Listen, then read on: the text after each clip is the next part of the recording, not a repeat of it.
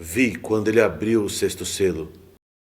Então aconteceu um grande terremoto. O sol ficou escurecido, como coberto com roupa de luto, e toda a lua se tornou vermelha, como se estivesse ensanguentada.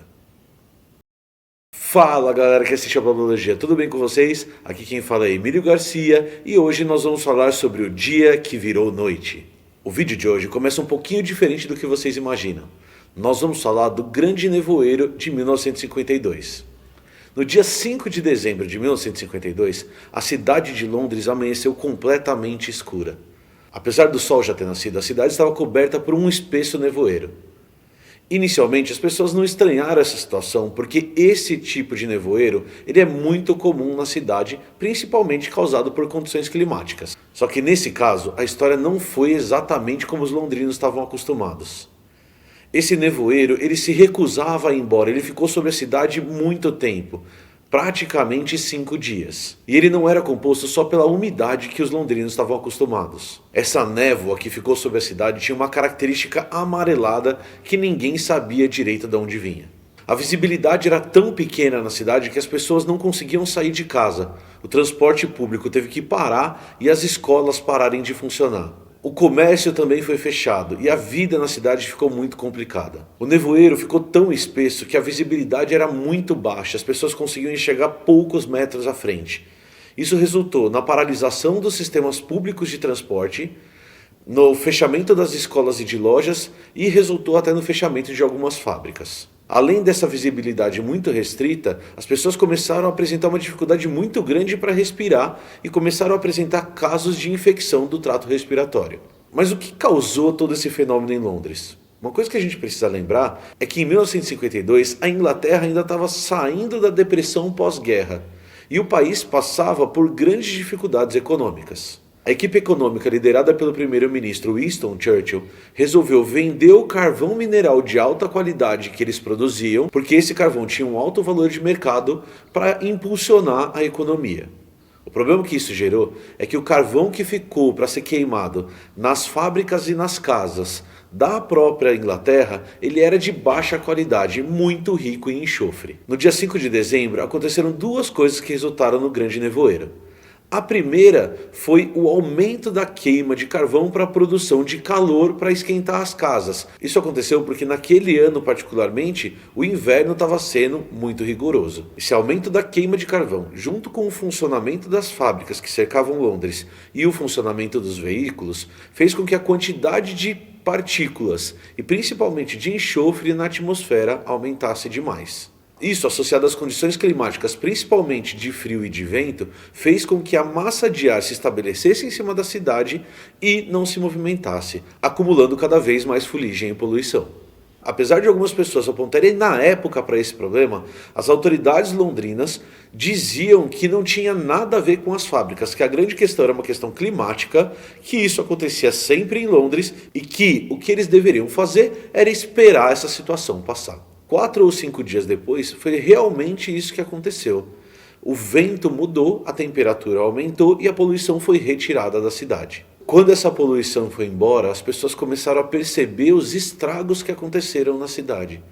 E as maiores perdas foram humanas. Estimativas da época levantaram que 2.000 pessoas morreram nesse período de 4 dias. Estudos mais recentes mostram que esse evento pode ter resultado, a longo prazo, na morte de 12.000 pessoas.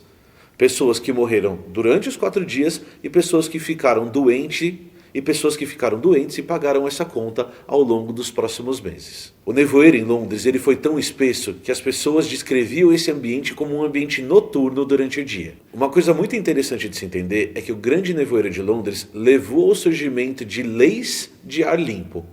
Então, em 1956, o governo inglês gerou uma série de leis e de parâmetros de uso de carvão, de uso de filtros nas chaminés das fábricas e das termoelétricas, que resultaram na redução dos níveis de partícula e de enxofre na atmosfera, e que serviram de referência para o mundo inteiro como legislação ambiental ligada ao ar.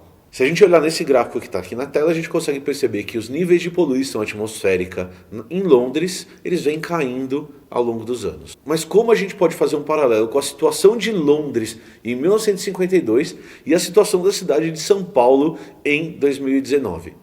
O que a gente viu no dia de ontem é uma situação muito parecida com a de Londres, que envolvia dois fatores.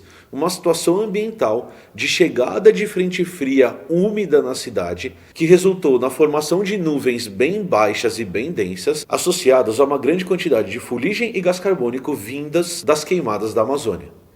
Se você quiser saber mais sobre as queimadas em Rondônia, é só você clicar no card que está aqui em cima, em que o Pirula fez uma live que mostra e que discute as queimadas em Rondônia.